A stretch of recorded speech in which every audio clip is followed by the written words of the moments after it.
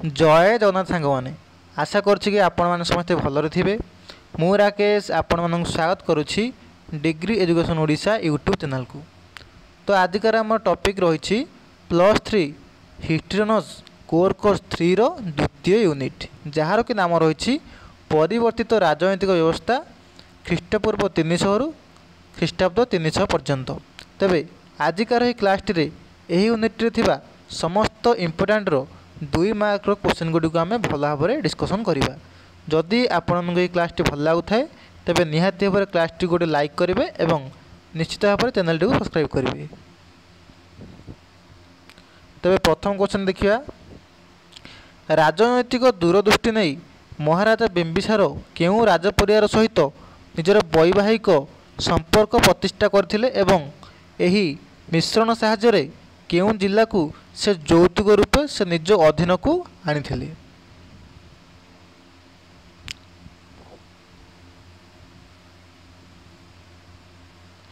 तेज यार सठिक उत्तर कौन रही ना राजनैतिक दूरदृष्टि नहीं महाराजा बिंबिसार कोशल राजपरिवार सहित वैवाहिक संपर्क प्रतिष्ठा करथिले एवं एही मिश्रण साहाय्य से काशी जिला को यौतुक रूप से निजर अधीन को आनी थिले।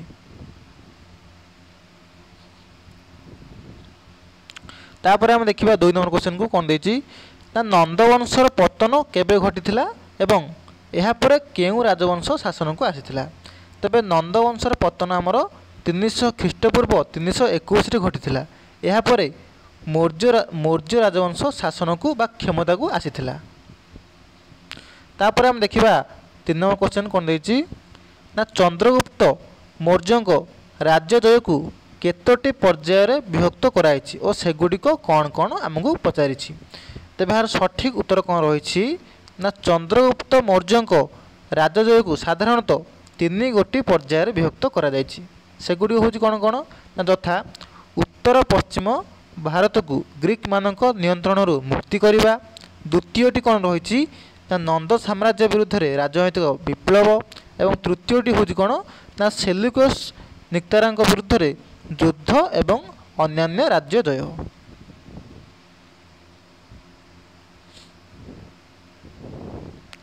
तापर हम देखिबा 4 नंबर क्वेश्चन कौन देछि मौर्य सम्राट चंद्रगुप्त मौर्य केउ केउ समय रे प्रजा सम्मुख में उपस्थित हेउथिले। तेज यार सठिक उत्तर कौन रही ना मौर्य सम्राट साधारणतः 4 गोटी समय रे प्रजा सम्मुख में उपस्थित हेउथिले तथा युद्ध समय रे लोकंको अभाव और अभियोग और गुहारी शुणापी से मध्य उपस्थित होते। तृतीयतः पशु बलि देवा समय से लोक सम्मुख में उपस्थित होते एवं चतुर्थतः से बिहार यात्रा समय मध्य लोक सम्मुख में उपस्थित रोते।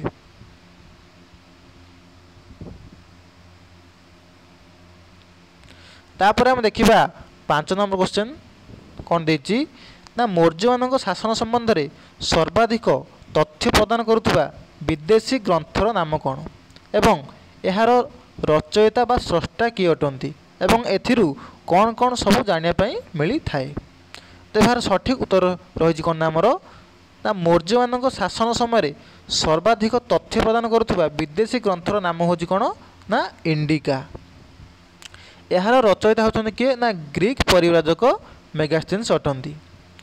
मौर्य मान शासन पद्धति एवं तदानीन्तन सामाजिक अवस्था संबंध में यह ग्रंथरु अनेक तथ्य आमको जानापी मिली थाए। तापर हम देखिबा 6 नंबर क्वेश्चन कौन देछि ना अशोक अभिलेख गुड़िक कौन एवं यह केउ केउ स्थान सब रही। तो यार सठिक उत्तर कौन रही ना अशोक अभिलेख गुड़िक है शिलालिपि स्तंभलिपि गुंफालिपि एवं यही अभिलेख गुड़िक मुख्यतः भारत और अफगानिस्तान रे 25 गोटी स्थान रे रही।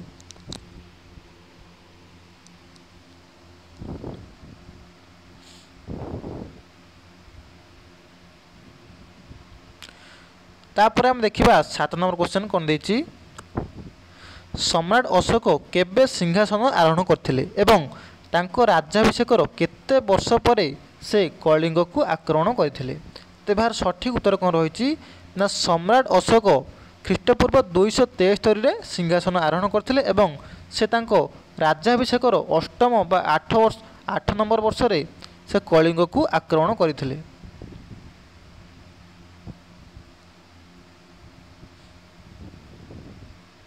तापर हम देखिबा 8 नंबर क्वेश्चन कोन देछि ना अशोक केउ वंशर सम्राट थिले एवं तांको पितांकर नाम कोन थिला।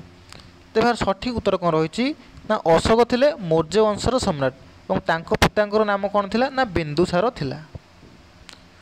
तापर हम देखिबा 9 नंबर क्वेश्चन कौन देछि ना अशोकଙ୍କ द्वारा होइथिबा प्रथम और शेष युद्ध कौन एवं अशोक काहेकि युद्ध को परित्याग बा वर्जन कर दैथिले। तेबार सठिक उत्तर रहिछि सम्राट अशोकଙ୍କ द्वारा होइथिबा प्रथम और शेष युद्ध होछि कलिंग युद्ध जहाँकि आमर ख्रीष्टपूर्व 261 रे संघटित होइथिला। यही युद्ध रे अशोक उपलब्ध कले जे युद्ध होची ध्वंसर कारण अटे सेथिपई से युद्ध को सबुदिन पई परित्याग बा वर्जन कर दैथिले। तापर हम देखिबा 10 नंबर क्वेश्चन कोन देछि ना कौटिल्यଙ୍କ मतरे मौर्य साम्राज्य रे केते प्रकारर न्यायालय थिला और सेगुडी को कौन कौन थिला। तेबार सठिक उत्तर कोन रहिछि ना कौटिल्यଙ୍କ मतरे मौर्य साम्राज्य साधारणतः 2 प्रकारर न्यायालय रही अर्थात विचारालय रही तथा सेगुड़ी हूँ कौन कौन ना धर्मस्त्रीय न्यायालय रे सामाजिक और दीवानी एवं कंटक सदन न्यायालय रे साधारणतः आमर फौजदारी संक्रांतीय मकदमा गुड़ी को विचार करा जाउथिला। तापर हम देखिबा 11 नंबर क्वेश्चन कौन देछि क्वेश्चनटा सातवाहन राजवंशर प्रतिष्ठाता किए थिले एवं से दीर्घ केते वर्ष राजत्व बा शासन करिथिले। तेबार सठिक उत्तर कौन रही ना सातवाहन राजवंशर प्रतिष्ठाता होउछन कि ना सिमुक से प्राय ख्रीष्टपूर्व 235 रु ख्रीष्टपूर्व 212 पर्यंत एवं दीर्घ 23 वर्ष से राजत्व करथिले बा शासन करथिले।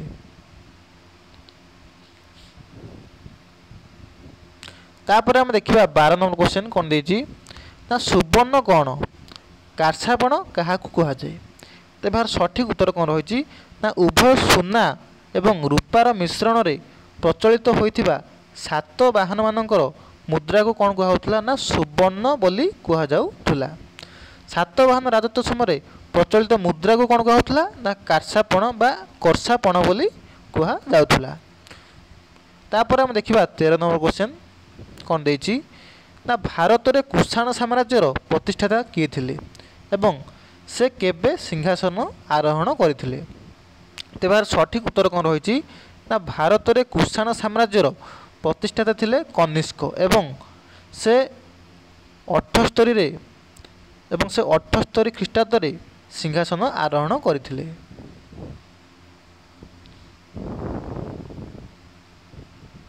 तापर हम देखिबा 14 नंबर क्वेश्चन कौन देछि चोल साम्राज्य को कौन बोली कह जाउथिला। केउ केउ अंचल चोल साम्राज्य रे अंतर्भुक्त होइथिला। तेबार सठिक उत्तर कौन रही ना चोल साम्राज्य को साधारणतः चोल मंडलम बा कर मंडल बोली कहुला। मैसूर दाक्षिणात्यर अनेक जिला एवं चेन्नई आदि अंचल यार अंतर्भुक्त होइथिला।